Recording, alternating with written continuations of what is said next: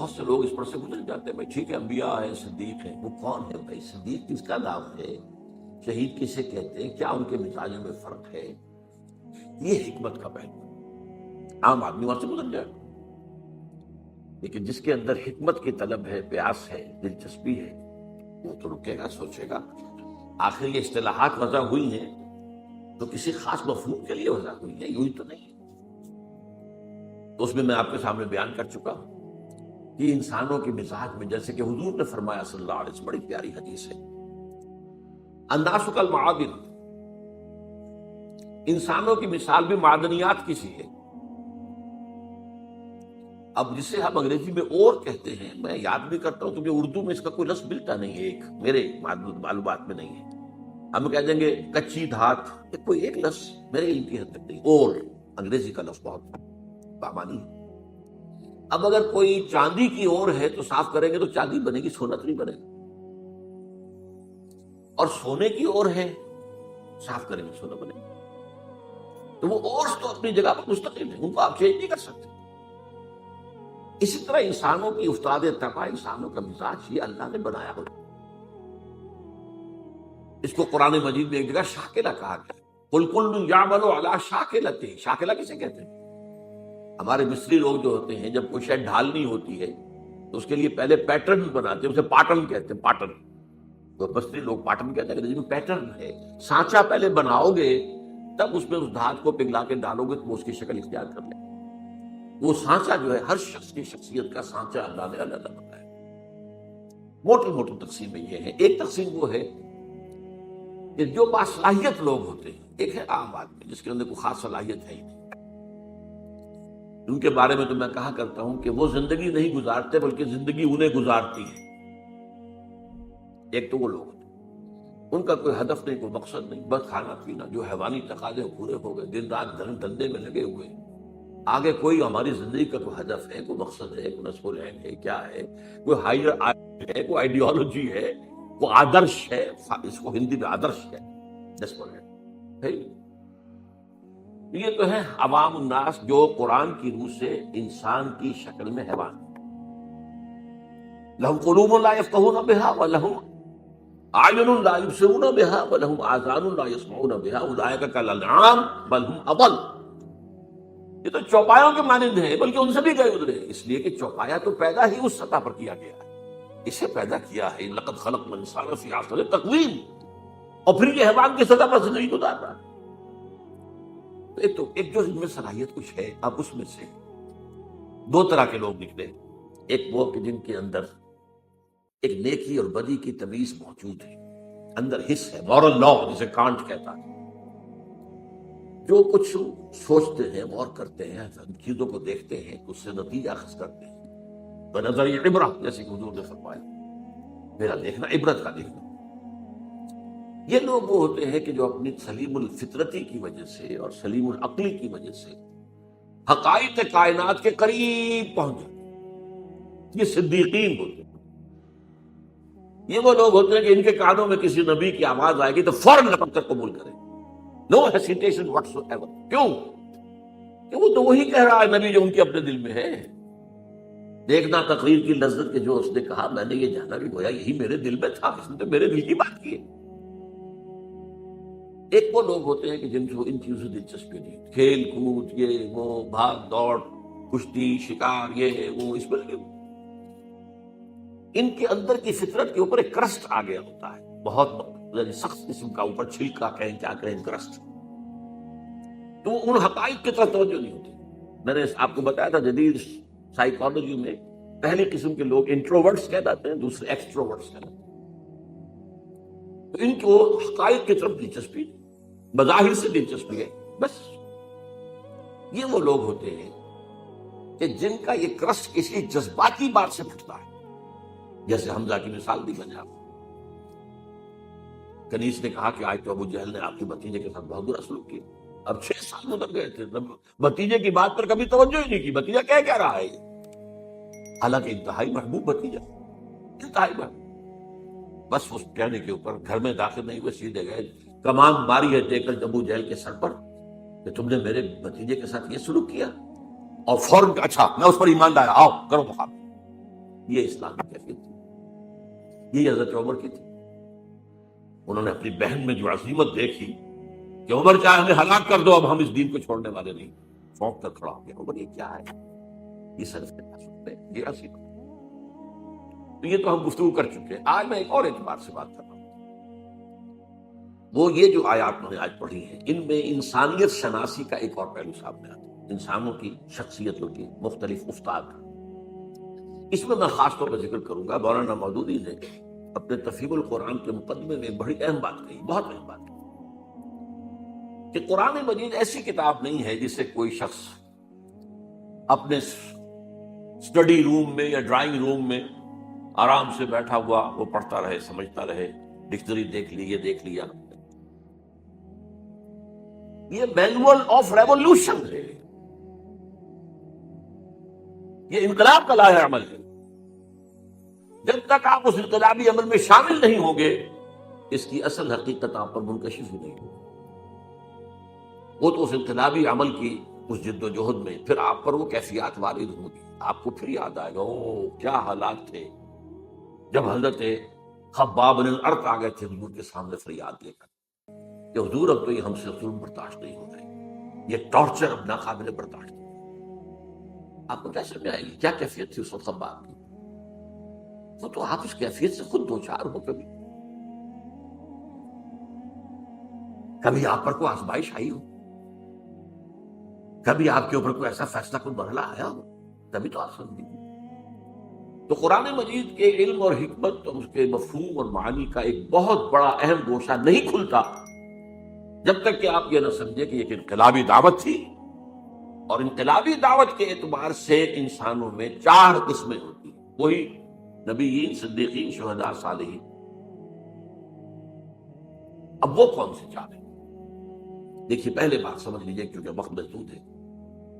ایک لوگ وہ ہوتے ہیں کہ جب بات سمجھ میں آ گئی اچھے بعد آباد، اب نہ دائیں دیکھنا ہے نہ بائیں دیکھنا ہے، نہ آگے نہ پیچھے، قبول کر لیں بس۔ یعنی وہ لوگ جن میں ہمت ہے، کردار کی طاقت ہے، حوصلہ ہے، مثابرت ہے، مقاومت ہے، ایک وہ لوگ یہ نہیں دیکھتے کوئی اور بھی چل رہا کہ نہیں چل رہا، کوئی چلے تو چلے، نہیں چلے چلے، مجھ پر تو حق واضح ہوگی، بات ختم۔ اب کوئی مفاد، کوئی چودراہٹ، کوئی حیثیت، اس کو نہ اندیشہ پہنچ جائے، اس کو نہ خطرہ ہو جائے۔ جیسے وہ نجران کے عیسائیوں کا وفد آیا تھا تو 2 بھائی تھے ٹاپ کے، ان کے بڑے اسقف، وہ جب حضور نے مباہلے کا چیلنج دیا تو بھاگ کے راتوں رات چلے گئے، 70 افراد کا نجران کے وفد آیا تھا۔ واپسی پر ایک بھائی، چھوٹے بھائی کے گھوڑے نے ٹھوکر کھائی، اس نے کہا اسلام عد ہلاک ہو جائے وہ دور والا۔ بڑے نے کہا یہ دور والا تم نے کسے کہا ہے؟ اب محمد کو تو اللہ مت کہنا، یہ وہ تو نبی ہے۔ نے کہا پھر نبی ہے تو مانا کیوں نہیں تم نے؟ لیکن دیکھو ہمیں کیسرے روم نے بڑی سہولتیں دے رکھی ہیں، بڑی مراعات دے رکھی ہے، ہماری بڑی حیثیت ہے، اگر ہم اس کو مان لیں گے تو گئے ہم تو۔ اب یہ انداز اور ہے۔ ایک میں جو بتا رہا ہوں وہ کیا ہے کہ بات دل میں اتر گئی، حق نے، دل نے گواہی دے دی کہ حق ہے، اب کوئی دائیں بائیں دیکھنا نہیں، کوئی اور ہے کہ نہیں ہے، کوئی چل رہا ہے نہیں چل رہا ہے، کیا امکانات ہیں، کیا کوئی حساب کتاب کر کے کیا امکانات ہیں، کامیابی کے کتنے فیصد امکان، کچھ نہیں، حق ہے، اور حق کا یہ حق ہے کہ اسے قبول کیا جائے۔ اور پھر ہر بعد آباد، یہ ہر بعد آباد جو کہتے ہیں کیا ہے، یہ صرف شعر ہے۔ ہر بعد آباد ماں کشتی درا بنداختے، ہم نے تو کشتی ڈال دی ہے، اب یہ کشتی ڈوبے گی تو ہم بھی ڈوبیں گے، یہ تیرے گی تو ہم تیریں گے۔ Total identification with a cause, کسی مقصد کے لیے، کسی نصب العین کے لیے، ٹوٹل آئیڈینٹیفیکیشن، یہ ایک طرف ہے۔ پھر دوسرے نمبر پر آتے ہیں جو حق سمجھ میں تو آ گیا، ویسے بھی ہمت میں بھی کچھ کمی زیادہ نہیں، لیکن وہ دیکھتے ذرا کچھ اور بھی لوگ چلے، ابھی تو یہ راستہ ہی پتہ نہیں کیسا آگے آنے والا ہے۔ اچھا 2-4 آدمی آگے چلتے نظر آئے تو حوصلہ ہو جاتا ہے کہ چل رہے ہیں اور بھی چل رہے ہیں۔ جیسے آپ کہتے ہیں انچارٹرڈ سیز، ایسے بھی سمندر ہوتے ہیں جن کے بارے میں پتہ نہیں رہتا چٹانیں ہیں کیا ہے، وہ تو جو بنے ہوئے ہوتے ہیں ان کے نقشے، اسی کے مطابق جہاز چلتے ہیں، ادھر ادھر تر جائیں گے، کیا پتا زیر زمین جو ہے چٹانیں۔ تو بھاگے کیا ہے، کیا ہوگا، کیسے ہوگا، کچھ پتہ نہیں ہے. تو یہ لوگ ذرا جھجکتے ہیں، کھڑے رہتے ہیں، سوچتے ہیں. لیکن جب یہ السابقون الاولون جب پیش قدمی کر کے آگے بڑھ جاتے ہیں، اب ان کی بھی ہمت جو ہے آتی، بھائی ٹھیک ہے انہوں نے چھلانگ لگا دی، ہم بھی لگا دی. لیکن ہوتے ہیں خلوص کے ساتھ، ان میں تھوڑی سی تاخیر تو ہو جاتی ہے، تھوڑا سا دائیں بائیں کی سوچ تو ہے، کچھ اور بھی ہو، میرے دائیں بھی کوئی چلنے والا ہو، بائیں بھی چلنے والا ہو. جیسے جنگ میں آپ کو معلوم ہے ہمیشہ دیکھا جاتا ہے میرے دائیں بائیں کون ہے، یہ دائیں بائیں بھی مضبوط ہے کہ نہیں ہے، کمزور آدمی نہ کھڑا ہو. اس حوالے سے یہ ہیں وہ لوگ کہ جو پیروی کرتے ہیں ان اگلوں کی. ایک ہے حق کی پیروی، آگے کوئی نہیں نظر آ رہا لیکن حق حق ہے، قبول کیا بس. تو ان کو کہا والسابقون الاولون من المہاجرین والانصار، پہلے پہل سبقت کرنے والے مہاجرین اور انصار میں سے. اب اس میں دیکھیے زمانی اعتبار سے تو 10 سال کا فرق ہے. انصار میں پہلا مسلمان بھی جو ہے وہ مکے کے پہلے مسلمان کے 10 سال بعد ایمان لائے، دعوت نہیں پہنچی تھی. وہ تو جو عام الحزن ہے 10واں سال حضور کا، جب بعثت کے بعد، اس کے بعد جو ہے وہ 7 آدمی خزرج کے ایمان لائے ہیں. پھر وہاں پر لیکن پھر وہاں پر یہ دعوت جو ہے جنگل کی آگ کی طرح پھیل گئی. نتیجہ یہ ہے کہ یثرب کہلاتا تھا، اب وہ مدینۃ النبی بن گیا، مدینہ بن گیا. ایک وہ لوگ ہوتے ہیں والسابقون الاولون، انصار میں سے بھی ہے وہ لوگ تھے جن کے سامنے جیسے ہی دعوت آئی فوراً قبول کر لیا، وہ سابقون الاولون میں سے تھے.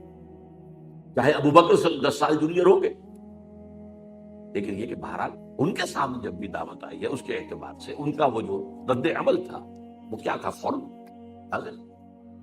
والسابقون الاولون من المہاجرین والانصار، یہ سابقون الاولون مہاجرین میں بھی ہیں، انصار میں. والذین اتبعوہم باحسان، اور وہ لوگ جنہوں نے ان کی پیروی کی لیکن خوبصورتی کے ساتھ کی، انہوں نے پورے دل کے ساتھ کر ان کی وہ کر تو رہے، پیروی کر رہے.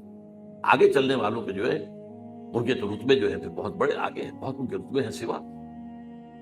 لیکن یہ کہ بہرحال یہ بھی خلوص کے ساتھ چلنے والے، صحیح چلنے والے، پوری شخصیت کو لے کر چلنے والے. فرمایا رضی اللہ عنہ، یہ 2 کیٹیگریز تو وہ ہیں جن کو اب یہ سند اللہ دے رہا، اللہ ان سے راضی ہو گیا، ورضوا عنہ، اور وہ اللہ سے راضی ہو گیا.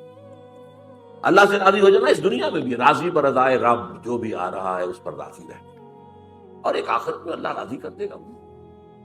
رضی اللہ عنہم وارضاہم اجمعین، اللہ تعالیٰ ان سے راضی ہو جائے، انہیں راضی کر دے قیامت کے دن. رضی اللہ عنہ ورضوا عنہ وعد لهم جنات تجری من تحتها الانہار خالدین فیہا ابدا، اور ان کے لیے اس نے ایسے باغات تیار کیے ہیں جن کے نیچے نہریں بہتی ہوں گی، جن میں وہ ہمیشہ ہمیشہ رہیں گے. ذالک الفوز العظیم، یہ بہت بڑی کامیابی. اب اگر اس وقت آپ کے دل سے دعا نہ نکلے تو یہ بڑی بدنصیبی ہوگی. اللہم ربنا اجعلنا منہم، اے اللہ ہمیں بھی اس مقدس گروہ میں شامل ہونے کی توفیق کہ جیسے ہی حق واضح ہو جائے فوراً قبول کریں، پھر کوئی پسو پیش نہ ہو، پھر جسے آپ کہتے ہیں ڈریگنگ آف دی فیٹ ہی نہ ہو. اب تیسری بات آئی ہے وَمِمَّنْ حَوْلَكُم مِّنَ الْأَعْرَابِ مُنَافِقُونَ، ارے مسلمانوں تمہارے ارد گرد جو لوگ ہیں اعراب ان میں منافق ہیں. من اہل المدینہ، اور مدینے والوں میں بھی. نفاق کا مرض جو ہے اعراب میں زیادہ تھا، اس لیے کہ ان کو حضور کی تربیت اور تزکیے سے اتنا فائدہ اور تعلیم سے تو نہیں پہنچتا تھا. کبھی آ گئے دیکھ لیا حضور. مدینے والے تو مسلسل حضور کی تعلیم، تربیت، تزکیہ اس سے مستفید ہوتے تھے. لہذا الاعراب اشد نفاقا، یہ قرآن کسی صورت میں ہے. نفاق کا مرض شدید ترین جو تھا وہ اعراب میں تھا. یہاں بھی فرمایا وَمِمَّنْ حَوْلَكُم مِّنَ الْأَعْرَابِ مُنَافِقُونَ وَمِنْ أَهْلِ الْمَدِينَةِ، مدینہ میں بھی موجود. مردوا علی النفاق، یہ نفاق پر اڑ گئے ہیں. یہاں ذرا سی بات سمجھ لیجیے. پہلے تو وہ بنیادی فرق شخصیت کا کیا ہے. عام لوگ یہ سمجھتے ہیں کہ شاید منافق کوئی ہوتا ہے یا دھوکہ دینے کے لیے مان لایا. نہیں، وہ منافق نہیں ہوتا. اصل میں ایک ہے ضعف ایمان، اس پر بات ہم بعد میں کریں گے. چوتھی کیٹیگری بعد میں آ رہی ہے. ضعف ایمان کا بھی نتیجہ نکلتا ہے بد عملی یا بے عملی یا کم عملی. اچھے کام بھی کیے، برے بھی کیے۔ ایک یہ ہوتا ہے کہ ایک شخص نے حق کو قبول کیا اور کھلے دل سے کیا، فیس ویلیو پر قبول کیا کہ ہاں یہ صحیح ہے، لیکن اب اگر مرحلہ آ گیا تو قربانی کا مطالبہ تو چھٹک گیا۔ جان عزیز ہے، مال عزیز، ان میں وہ ہمت نہیں ہے، وہ قطعیت نہیں ہے، وہ ہر سے بادہ بان والی بات نہیں، بلکہ دیکھ بھال کے دائیں دیکھو بائیں دیکھو بھائی، اپنے نفع نقصان کو بھی پہنچا لو، خطرات سے بھی بچو، جان بچاؤ، چلو چلو چلو، لیکن بچ بچ کی چلو، بچ بچ کی چلو۔ اس کا بڑا خوبصورت نقشہ سورہ حج میں کھینچا ہے، وَمِنَ النَّاسِ مَن يَعْبُدُ اللَّهَ عَلَى حَرْفٍ، لوگوں میں سے ایسے بھی ہیں جو کنارے کنارے اللہ کی بندگی کرنا چاہتے ہیں، مجھار میں نہ جانا، بچ کر چلو۔ ایک وہ ہے تو بچا بچا کے نہ رکھ اسے، تیرا آئینہ ہے وہ آئینہ کہ شکست نہ ہو تو عزیز تر ہے نگاہ آئینہ ساز۔ اب یہاں سے اصل میں اس کو قرآن کہتا ہے مرض، بیماری۔ نفاق کے پھر مراحل ہے۔ پہلا مرحلہ تو کیا ہوتا ہے کہ انسان سے کوتاہی ہو گئی اور اس کے بعد جھوٹا بہانہ بنا دیا، نفاق شروع ہو گیا۔ اگر کوتاہی ہوئی اور مان لیا تو یہ نفاق نہیں ہے، مان لیا، توبہ کی، حضور کی خدمت میں بھی حاضر ہو گئے، حضور میں اعتراف کرتا ہوں مجھ سے کوتاہی ہوئی ہے، میرے لیے اللہ سے دعا کی، استغفار کی، یہ نفاق نہیں ہے، یہ ضعف ایمان ہے، وہ جو میں عرض کر رہا ہوں کہ فورتھ کیٹیگری۔ لیکن جب جھوٹ بولا نفاق شروع ہوئے۔ اور جیسے ٹی وی کے بارے میں مشہور تھا کسی زمانے میں، 3 سٹیجز، فرسٹ سیکنڈ تھرڈ میں آ گئی تو کوئی توقع نہیں بچنے کی، اسی طرح اس کی بھی 3 سٹیجز،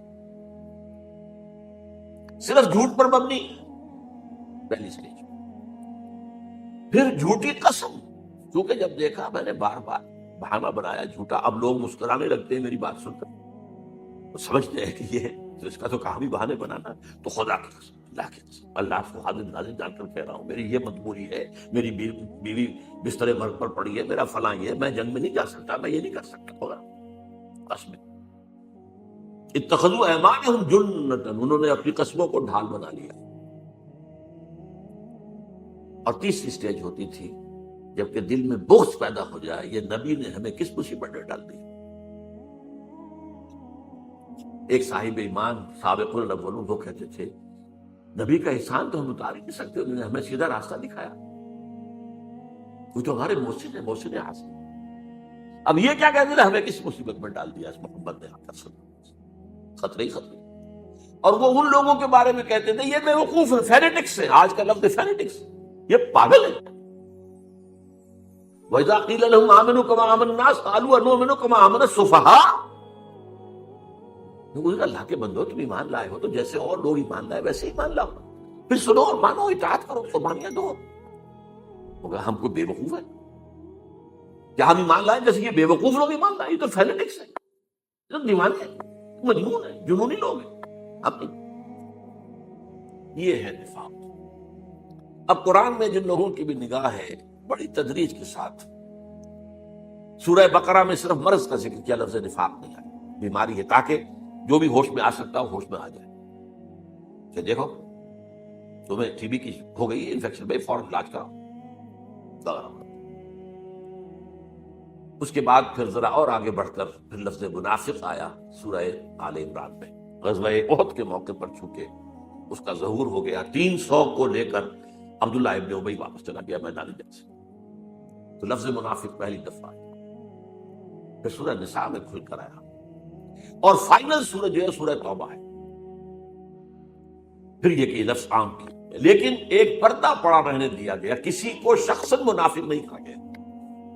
یہ بیماریاں ہیں، یہ کمزوریاں ہیں، ان کی یہ علامات ہیں، ان کا یہ طرز عمل ہے، تاکہ جو بھی ہوش میں آ سکتا ہے ہوش میں آ جائے۔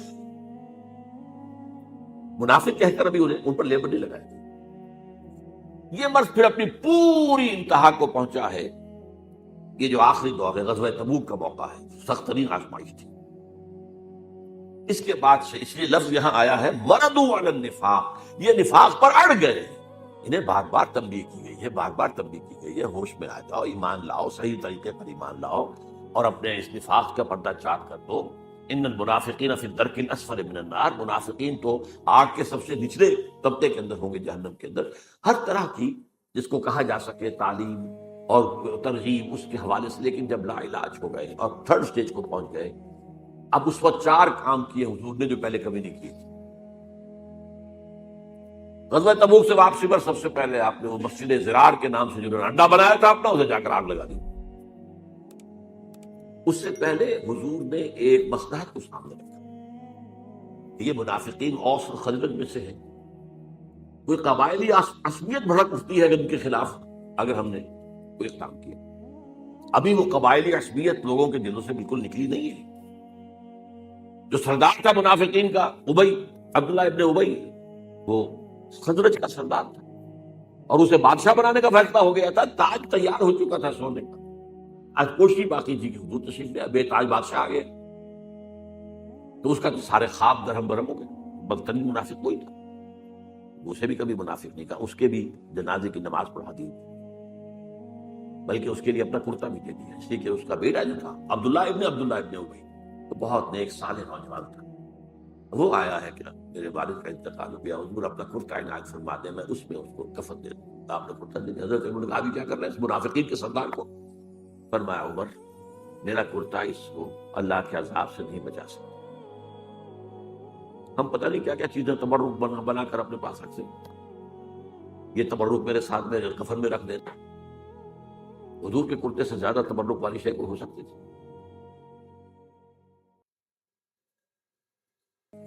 فرمایا میرا کرتا اسے عذاب سے نہیں بچا سکتا۔ 12 پہلا کام آپ نے یہ کیا، اڈا ان کا جا کے جلا دیا، حالانکہ ایک اشتعال ہو، مسجد جلا دی، مسجد ہو سکتا تھا کہ نہیں، نام تو مسجد تھا، مسجد لیکن تھا وہ اڈا ہونا۔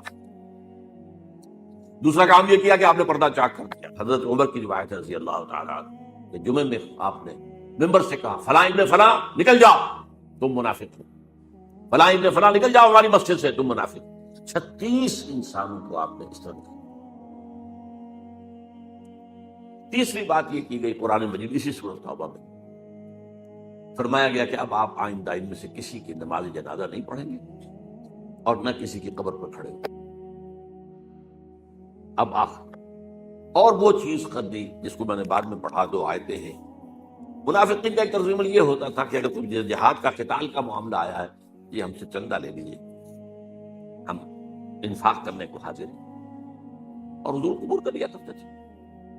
اب وہ بھی بند کر دیا گیا، کہہ دیا گیا انفقوا طوعا او کرہا، اے نبی منافقین سے کہہ دیجیے چاہے خوش دلی سے خرچ کرو، انفاق کرو، چاہے مجبوری کو، لن یتقبل منکم، یہ قبول نہیں کیا جائے، ان کے کوئی چندہ، ان کا کوئی ڈونیشن، ان کا کوئی جو ہے صدقہ آپ نہ لیجیے۔ انکم کنتم قوما فاسقین، تم یقیناً فاسق لوگ ہو۔ وما منعهم ان تقبل منهم نفقاتهم الا انهم كفروا بالله، اور نہیں محروم کیا انہیں اس بات سے کہ ان کے نفقات، ان کا انفاق قبول کیا جاتا، مگر اس لیے کہ وہ اللہ سے کفر کر چکے ہیں۔ یہ نفاق جب اس سٹیج کو پہنچ گیا تو کفر ہو چکا ہے، اگرچہ کفر ابھی چھپا ہوا کفر ہے، ظاہر نہیں ہے، وہ کفر نہیں ہے جس میں مرتد کہہ دیا جائے، وہ نہیں ہے۔ اس کی مثال میں دیا کرتا ہوں کہ کہیں شہتیر لکڑی کے جو ہوتے تھے، اب تو خیرات شیشے کا زمانہ ہے، وہ جو دیمک لگتی ہے وہ اندر ہی اندر چاٹتی رہتی ہے، اندر ہی اندر، لیکن اوپر ایک تختہ رہنے دیتی ہے۔ اتنا ہوش اس انسیکٹ کو بھی اللہ نے دے رکھا ہے، اگر ظاہر ہو گیا تو یہ ہمارا فرم جو ہے یہاں پاچا کر دے گی، اندر کھوکھلا اچانک بیٹھے گا، جب شیطان جب گرے گا بڑھ تو اس کو تو دیمک کھا گئی تھی۔ تو وہ نفاق اندر ہی اندر ایمان کو ختم کر دیتا ہے، ایمان کفر میں بدل چکا ہے، اگرچہ یہ کفر قانونی نہیں ہے، لیکن تم اس سٹیج کو پہنچ چکے ہو کہ جو کفر کی سٹیج ہے۔ اس اعتبار سے اب 4 باتیں ہو گئی۔ ان کا مرکز جلا دیا گیا، نمبر 1، ان کا پردہ چاک کیا گیا، بہت سو کا، سب کا نہیں، بہت سو کا، جو ان میں اہم تر ہوگی۔ حضور کو روک دیا گیا، آئندہ آپ ان میں سے کسی کی جنازے کی نماز نہیں پڑھائیں گے۔ اور نہ ہی ان کی قبر پر کھڑے ہوتے ہیں، اور ان کا کوئی صدقہ کوئی انفاق قبول نہیں۔ یہ ہو گیا تیسری جو کیٹیگری تھی، وَمِمَّنْ حَوْلَكُم مِّنَ الْأَعْرَابِ مُنَافِقُونَ وَمِنْ أَهْلِ الْمَدِينَةِ مَرَدُوا عَلَى النِّفَاقِ نَحْنُ نَعْلَمُهُمْ سَنُعَذِّبُهُم مَّرَّتَيْنِ، ہم انہیں دوبارہ دو مرتبہ عذاب دیں گے، ثُمَّ يُرَدُّونَ إِلَىٰ عَذَابٍ عَظِيمٍ، اور پھر وہ بڑے عذاب میں ڈال دیے جائیں گے۔ آخرت کا عذاب بڑا ہے، اس سے پہلے برزخ کا عذاب ہے، اس سے پہلے دنیا میں بھی عذاب ہے۔ جو پردہ چاک ہوا، جو رسوائی ہوئی، یہ سارے کے ساری چیزیں ان کے لیے عذاب کے درجے میں تھی کہ نہیں تھی۔ اب چوتھی بات آ رہی ہے، وآخرون، یہ اصل میں دو انتہائی چیزیں تو آ چکی ہیں، دو اوپر السابقون الاولون من المہاجرین والانصار، سب سے نیچے منافقین، درمیان میں ایک طبقہ ہے۔ وآخرون اعترفوا بذنوبہم، اور کچھ لوگ وہ ہیں جو اپنے گناہوں کا اعتراف کرتے ہیں، اپنی کوتاہی کا۔ جب حضور واپس آئے ہیں اور آپ نے جواب طلبی کی ہے، کیونکہ اس لیے کہ غزوہ تبوک میں نفیر عام تھی، ہر صاحب ایمان کے لیے جانا لازم، اس سے پہلے کبھی نہیں تھی، چوائس پر ہوتا تھا، جانا چاہیں جائیں، نہیں جانا چاہیں، درجے ہیں جانے والوں کے، لیکن یہاں نفیر عام، لہذا واپسی پر آپ نے جواب طلبی کی، تم کیوں نہیں گئے، تم کیوں نہیں آئے؟ اب منافق قسم کھاتا تھا، جھوٹ بولتا تھا، انہوں نے کہا تو ٹھیک ہے، قرآن مجید نے بھی کہا دفع کیجیے انہیں، عارض عنہم، اعراض کیجیے۔ آپ کو پتہ تھا کہ جھوٹ بول رہا ہے، آپ سے کہیں چھپی ہونے والی بات تھی؟ وہ تو عام صاحب ایمان کے بارے میں بھی اتقوا فراست المومن فإنہ ينظر بنور اللہ، بندہ مومن کی فراست سے ڈرو، وہ اللہ کے نور سے دیکھتا ہے، تو نبی کس نور سے دیکھتے تھے؟ لیکن ٹھیک ہے جائیے، اہل ایمان ابو حضور کوئی عذر نہیں ہے۔ میرے پاس بھی کعب ابن مالک کی بڑی لمبی حدیث ہے بخاری شریف کے، کہ حضور میرے پاس بھی زبان ہے، میں بھی جھوٹ بول سکتا تھا، بہانے بنا سکتا تھا، لیکن میں تسلیم کرتا ہوں کہ جتنا صحت مند میں اس وقت تھا کبھی نہیں تھا، کوئی بیماری نہیں تھی، اور جتنا غنی میں اس وقت تھا اس سے پہلے کبھی نہیں تھا، یہ بھی نہیں تھا کہ میرے پاس زیادہ راہ نہیں تھا، بس مجھے میرے نفس نے چکمہ دیا کہ تمہاری سانڈنی جو ہے بڑی طاقتور ہے، مضبوط ہے، یہ رسول اللہ تو چلیں گے 30,000 کا لشکر لے کر تو بڑی سلو رفتار ہوگی نا، تم 2-4 دن اور ٹھنڈی چھاؤں گھر کی راحتیں جو ہیں ان سے مستفید ہو رہے، پھر تیزی کے ساتھ دوڑتے ہوئے جا کے مل جانا۔ ہر روز یہی چکمہ اور نس دے رہا ہے، میں چکمے میں آتا چلا گیا۔ ایک روز اچانک محسوس ہوا کہ اب تو میں چاہے کتنا ہی تیز چلوں آپ کو نہیں مل سکتا، بیٹھ گئے۔ انہیں پھر سزا دی گئی، بائیکاٹ کیا گیا، حکم دے گیا کہ کوئی صاحب ایمان سے بات کرے۔ یہ 3 صحابہ تھے۔ اب ان کے بارے میں جو فرمایا جا رہا ہے یہاں سے کیٹیگری تو آپ نے سمجھ لی۔ وآخرون اعترفوا بذنوبہم خلطوا عملا صالحا وآخر سیئا، انہوں نے گڑبڑ کر لیے ہیں اپنے اندر، اچھے کام بھی برے کام۔ ظاہر بات ہے کہ اگر ایمان زیادہ مضبوط نہیں ہے تو کیا ہوگا، گناہوں کا صدور، لیکن معافی مانگے گا، استغفار کر لے گا، توبہ کر لے گا، اللہ معاف فرمانے والا ہے، لیکن رہے گا تو ایسے ہی نا، ڈاوڑ ڈول، کبھی ادھر کبھی ادھر۔ تو خلطوا عملا صالحا وآخر سیئا، انہوں نے خلط ملط کر دیے ہیں، نیک اعمال بھی اور برے اعمال بھی۔ عسى اللہ یتوب علیہ، امید ہے کہ اللہ ان پر عنایت فرمائے گا، ان کی توبہ قبول کر لے گا، ان کے استغفار کو شرف قبولیت عطا کر دے گا۔ ان اللہ غفور رحیم، یقین اللہ غفور رحیم ہے۔ خذ من اموالہم صدقۃ،